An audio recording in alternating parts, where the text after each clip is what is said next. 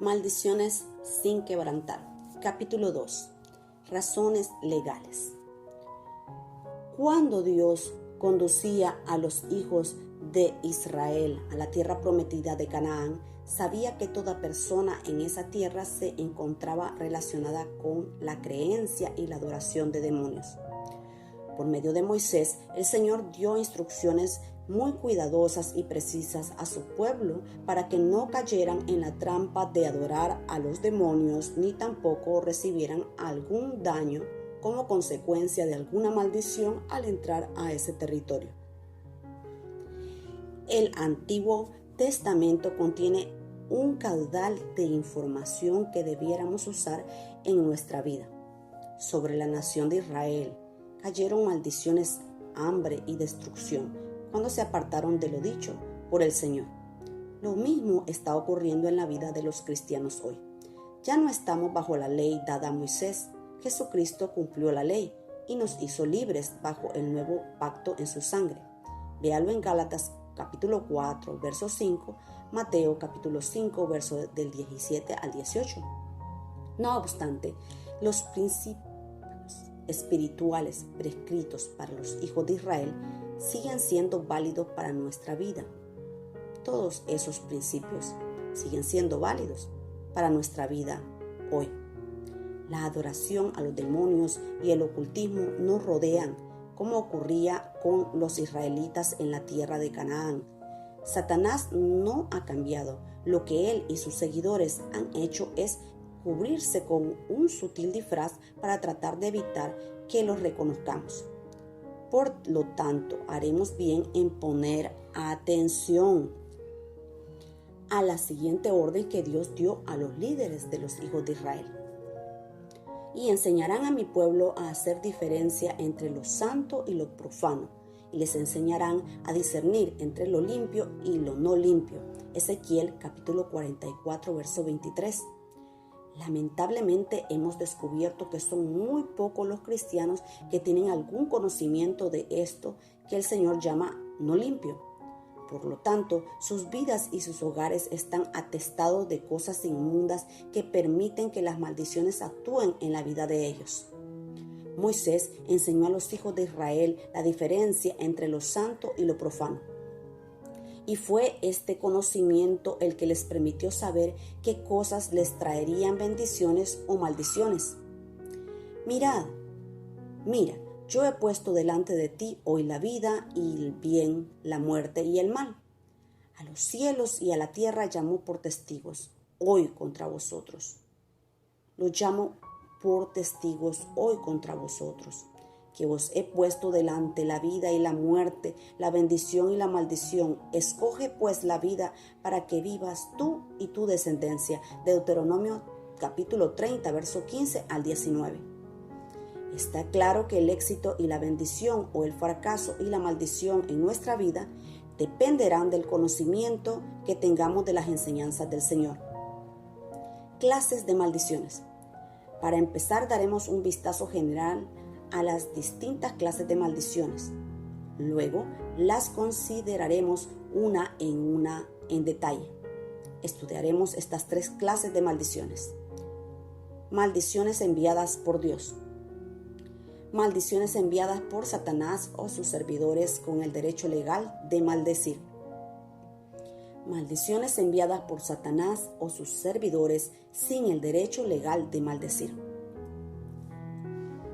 Las primeras dos clases de maldiciones se pueden quebrantar solo después que haya arrepentimiento por los pecados responsables de causarlas.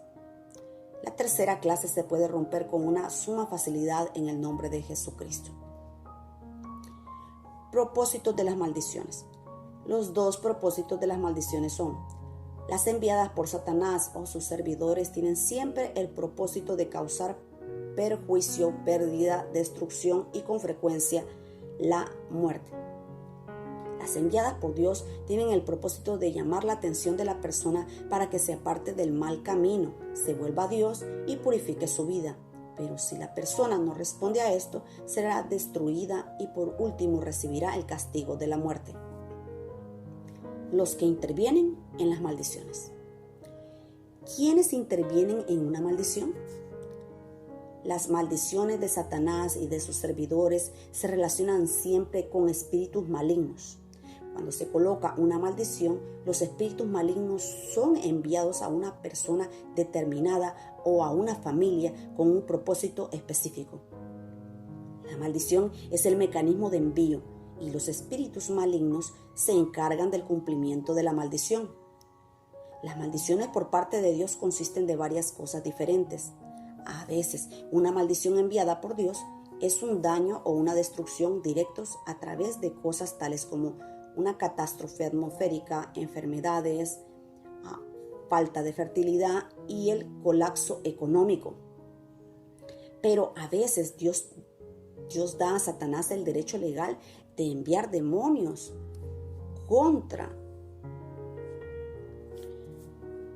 las personas para dañarlas y destruirlas. Otras veces Dios puede hacer que personas servidoras de Satanás conquisten y destruyan, como es el caso de los ejércitos invasores de otras naciones. Fuentes o causas de las maldiciones.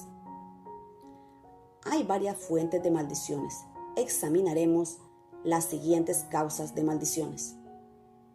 La herencia, los pecados de los antepasados, los juramentos no cumplidos a Satanás, la aceptación por parte de los antepasados de maldiciones sobre la vida de sus descendientes, el continuar en los pecados de los antepasados, la relación con cosas inmundas e impías, traer objetos maldecidos a la casa o al trabajo, manipular cosas inmundas, dar honor a divinidades malignas, seguir modas demoníacas, la violación de derechos territoriales, tocar territorio de Satanás, enfrentarse a Satanás sin antes ser autorizado, específicamente por Dios, vivir en un lugar inmundo o maldecido, vivir en una vivienda inmunda o maldecida, la celebración de ritos demoníacos, por medio de dibujos ocultistas, a través de la esfera de los espíritus directamente, por medio del uso de objetos personales, por el apego a animales y mascotas, a través de regalos que han sido maldecidos. Distintas situaciones y acciones por ridiculizar a Satanás, por participar de comida sacrificada a los ídolos, por medio del odio, la envidia y las palabras hirientes, por circunstancias fuera de nuestro control, por incumplidas promesas hechas a Dios. Con frecuencia le damos a Satanás el derecho legal de atacarnos porque nosotros, consciente o inconscientemente, nos relacionamos con situaciones que le abren las puertas para que él entre. La mayoría de las maldiciones se originan así. Solo si ese derecho legal es quitado a través del arrepentimiento y la limpieza, podremos romper una maldición. Antes que consideremos en detalle cómo quebrantar las maldiciones, le mostraré cómo es que podemos dar a Satanás el derecho legal de atacarnos y colocar maldiciones contra nuestra vida. Los derechos legales de Satanás. En el capítulo 7 del libro de Josué encontramos un ejemplo detallado de cómo Satanás puede tener el derecho legal de atacarnos aunque personalmente no tengamos conocimiento de sus artimañas. Pero recordemos la historia de los hijos de Israel antes que se produjera el hecho registrado en Josué. Moisés los había sacado de Egipto y habían andado errantes por el desierto durante 40 años. Moisés había muerto y el Señor había dado a Josué el liderazgo sobre los hijos de Israel. Dios realizó un milagro y dividió las aguas del río Jordán para que el pueblo pudiera atravesarlo. Dios les había prometido a Josué y a los hijos de Israel que él pelearía las batallas por ellos y que les daría la victoria. Pero esta era una promesa condicional. La condición puesta por Dios fue que obedecieran a sus mandamientos.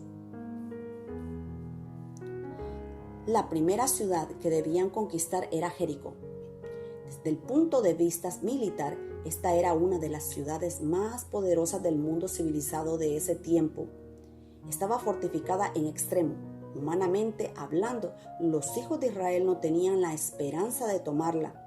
Pero como dice la historia que ya conoce, los muros de Jericó cayeron y la ciudad fue tomada gracias al poder milagroso de Dios. Con toda claridad el Señor había ordenado a los hijos de Israel no tomar nada de Jericó para sí mismo. Dicho de otra manera, no debían tomar ningún botín. Veamos ahora lo que dice el capítulo 7 de Josué.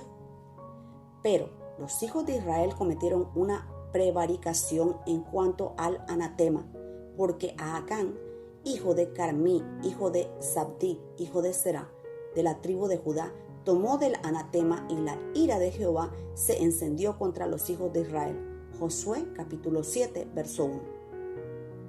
El resto del pueblo de Israel no sabía que Acán había pecado. Nadie lo sabía, excepto Dios.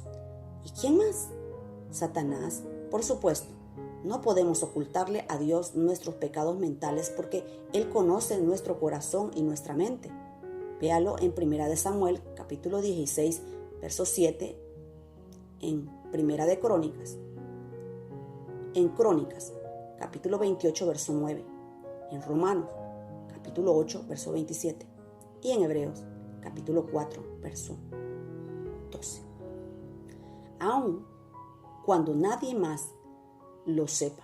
Sin embargo, una vez que convertimos en acciones esos pensamientos, no importa la cautela con que lo hagamos, no podemos esconder nuestro pecado de Dios o del diablo. La siguiente acción militar de los israelitas sería contra la pequeña población de Ai. Los líderes tuvieron antes una reunión para planificar la estrategia y se dijeron unos a otros: los hombres están cansados tras haber tomado Jericó. No hay necesidad de fatigarlos a todos. Enviemos solo a nuestros hombres más dedicados y temerosos de Dios a conquistar a Ai. Tenemos que dar por sentado que se trataba de un grupo especial y muy bien seleccionado de 3,000 hombres, los que subieron a tomar a Ai. En ninguna parte se menciona que alguno de esos hombres estuvieron viviendo en pecado. Estaban dedicados del todo a adorar y a servir al Señor de todo corazón. Sigamos leyendo. Y subieron allá del pueblo como 3,000 hombres, los cuales huyeron delante de los de Ai. Y los de Ai mataron de ellos a unos 36 hombres, y los siguieron desde la puerta hasta Sebarim, y los derrotaron en la bajada, por lo cual el corazón del pueblo desfalleció, y vino a ser como agua. Josué capítulo 7, verso del 4 al 5. 36 hombres inocentes, temerosos de Dios y servidores de Él, fueron masacrados. ¿Por qué razón? ¿Es que habían hecho algo malo? No, en ninguna parte de las Escrituras se dice que habían pecado. No habían pecado, sino que estaban dedicados totalmente a servir al Señor. Josué y los líderes estaban estupefactos. No podían comprender lo que estaba sucediendo.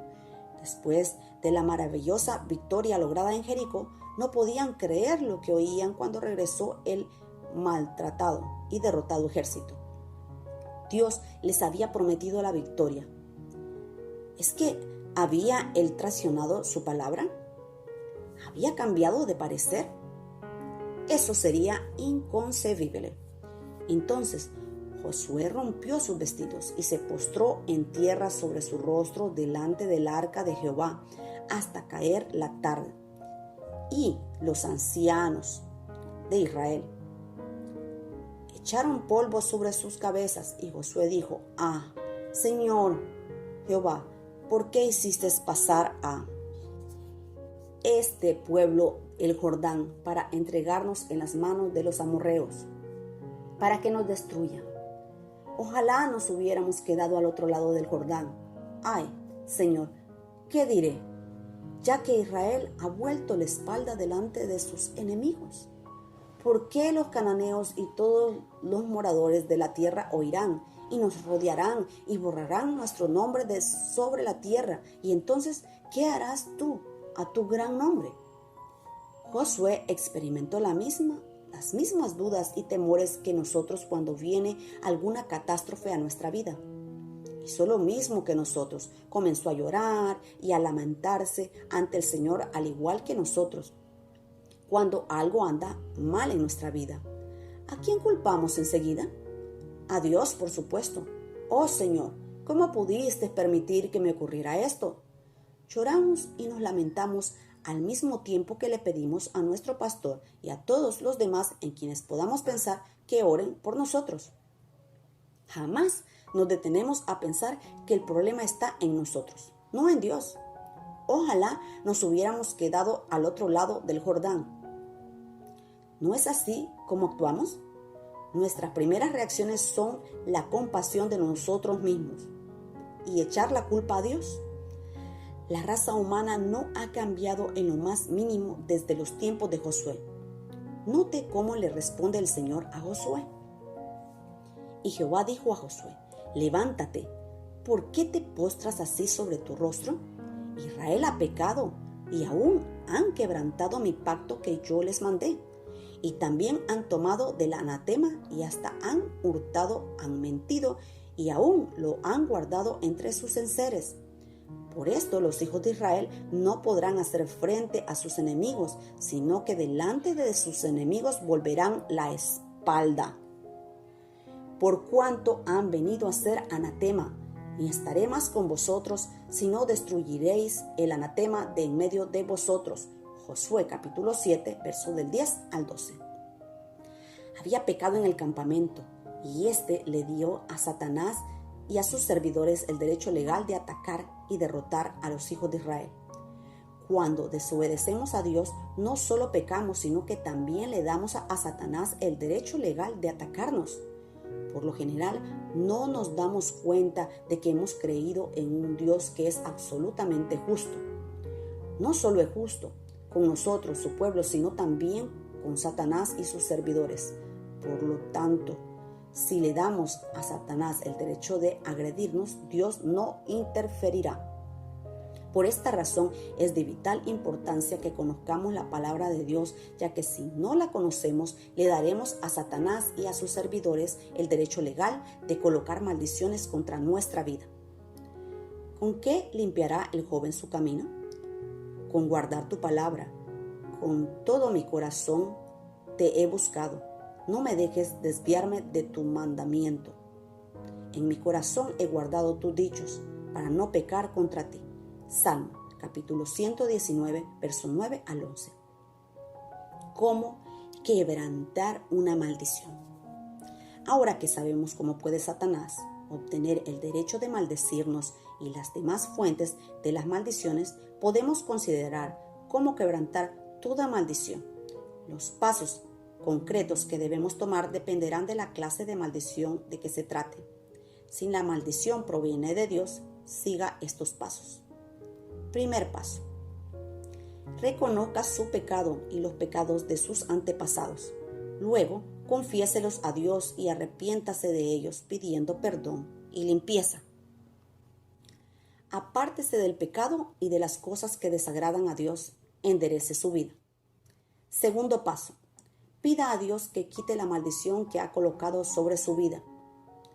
Tercer paso: ordene a cualquier demonio que esté actuando en su vida por causa del pecado que huya inmediatamente en el nombre de Jesucristo.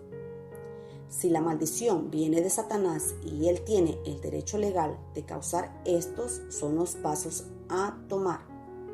Primer paso: confiese y reconozca el pecado que le dio a Satanás o a sus servidores el derecho de colocar la maldición contra usted.